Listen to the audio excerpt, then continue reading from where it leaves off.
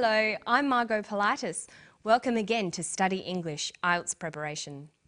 Today we're going to look at cycles, at phrasal verbs, and then we'll finish with a bit of punctuation. But now here's a man who was a microbiologist and a mushroom grower. He's talking about mushrooms and the part they play in the carbon cycle.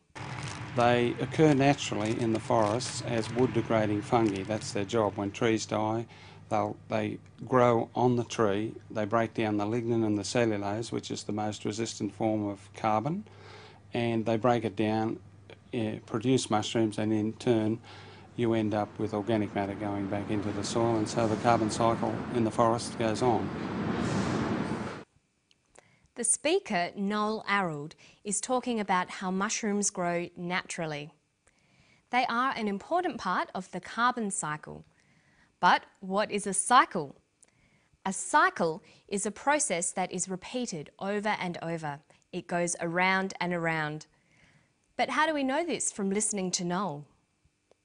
When trees die, they grow on the tree. They break down the lignin and the cellulose, which is the most resistant form of carbon, and they break it down, produce mushrooms, and in turn you end up with organic matter going back into the soil, and so the carbon cycle in the forest goes on. He says, and so the carbon cycle in the forest goes on. By saying the cycle goes on, he is telling us that this process happens again and again. At the end of the description, you need to signal that the process goes back to the beginning again. We can say the process goes on, the process begins again, the process repeats itself. In a cycle, there is no real end or beginning because the process just keeps going. When describing a cycle, we need to start somewhere, then describe in order each part of the cycle. There are many different ways of describing the stages of a cycle. We can use transition signals like when, once, then, or next. When speaking, you can also use pauses and intonation to describe a cycle. In written language, this becomes punctuation. Listen to Noel Arrold again describing the different parts of the cycle. When trees die, they grow on the tree. He says, when trees die, they grow on the tree. When trees die, comma, they grow on the tree. The first part of the cycle is that the trees die. The second part is that when the trees die, fungi grow on the trees. That's the next stage. When trees die, they grow on the tree. They break down the lignin and the cellulose, which is the most resistant form of carbon, and they break it down, produce mushrooms. Okay, he says that the fungi break down the lignin and the cellulose. They break down the tree. So the third stage is that the fungi break down the tree. Fourth, they produce mushrooms.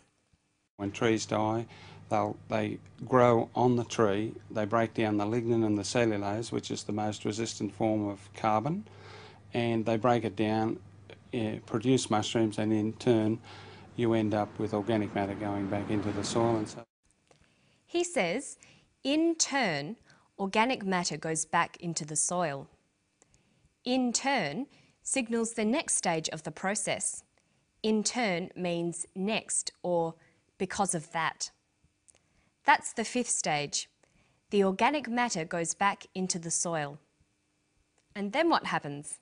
when trees die, they grow on the tree. They break down the lignin and the cellulose, which is the most resistant form of carbon, and they break it down, produce mushrooms, and in turn you end up with organic matter going back into the soil, and so the carbon cycle in the forest goes on. The carbon cycle in the forest goes on. The organic matter helps new trees to grow again, and then those trees die. We're back to the first stage again. This is the carbon cycle. Okay, now we're going to look at some phrasal verbs. Phrasal verbs consist of a verb followed by a preposition. This forms a new verb, sometimes related to the original verb, but sometimes not. Phrasal verbs are idiomatic. There's no pattern to the meanings they take, and they often have a number of different meanings. You often can't just guess the meanings of phrasal verbs, you have to learn them. Let's look at the phrasal verbs in this clip. They break down the lignin and the cellulose, which is the most resistant form of carbon, and they break it down, produce mushrooms, and in turn you end up with organic matter going back into the soil, and so the carbon cycle in the forest goes on. There were 4 phrasal verbs. They were break down, end up, and 2 using go. Go back and go on. Notice that sometimes the preposition will give you an indication as to what the phrasal verb might mean. Let's look at these 4. See if you can match the meanings. Break up, end up, go on, go back, and finish, continue, decompose, return. Well, break up means to decompose. Go back means to return. Go on means to continue, and end up means to finish. But notice that break up can sometimes mean finish as well. We can break up from school. In formal writing, we would be more likely to use words like continue or return than phrasal verbs, which tend to be less formal. Phrasal verbs are difficult to learn because there are so many of them. Look at go. We've already seen it with go back and go on, but there's many, many more. And remember, most of these have got more than one meaning.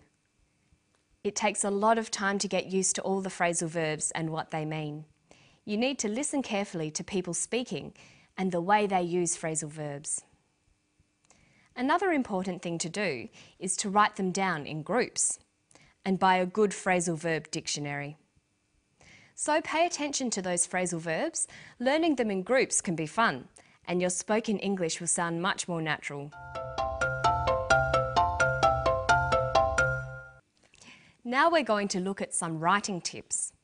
For variety, it's important that you use a lot of different sentence types of different lengths.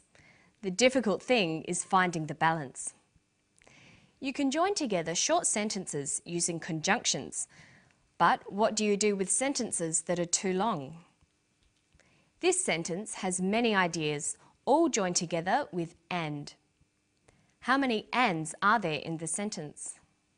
They break down the lignin and the cellulose, which is the most resistant form of carbon, and they break it down, produce mushrooms, and in turn you end up with organic matter going back into the soil, and so the carbon cycle in the forest goes on. There are 4 ands. This sentence is too long and should be edited. The ideas can be broken down into smaller groups and shorter, clearer sentences. There are several ways of doing this. We can use punctuation, conjunctions, and connectors. So let's have a look. Here's the full sentence. We can start by using punctuation. Use a comma to separate clauses. Use full stops to separate complete ideas. And you can replace some of the ands with full stops. But remember, the new sentence must now start with a capital letter.